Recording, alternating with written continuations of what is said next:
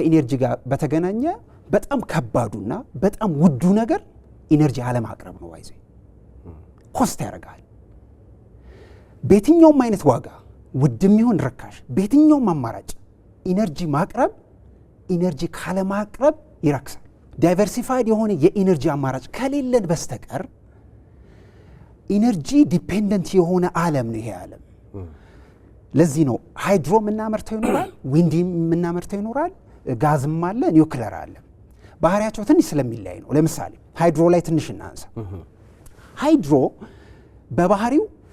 ጊዜ የሚወስድ አይነት ፕሮጀክት ነው የህዳሴ ግድብ 14 ዓመት ነው የፈጀብን በተለያየ ምክንያት ሃይድሮ ባህሪው እንደዚህ ነው ጊዜ ይፈልጋል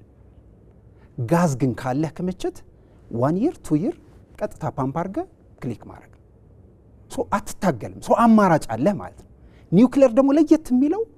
ሃይድሮም ዊንድም ታስዋልካቸው ለምሳሌ ንፋስ ከሌለ ኢነርጂ ማግኘት በጣም ትቸገራል ሃይድሮ ደግሞ ጊዜ ስለሚወስድ በመትፈልገውና ባስቀመጥከው ልክ ቶሎ ላታገኝ ይችላል ብዙ ፋክተሮች አሉት ሚቀንስ ሚጨምር ከዛ ስትሰራው ሚስተካከል እንደን አማራጮች ብዙ አሉት ኒውክሌር እንደዛ አለ 5000 ሜጋዋት ነው የፈለከው 5000 ሜጋዋት ታመርታል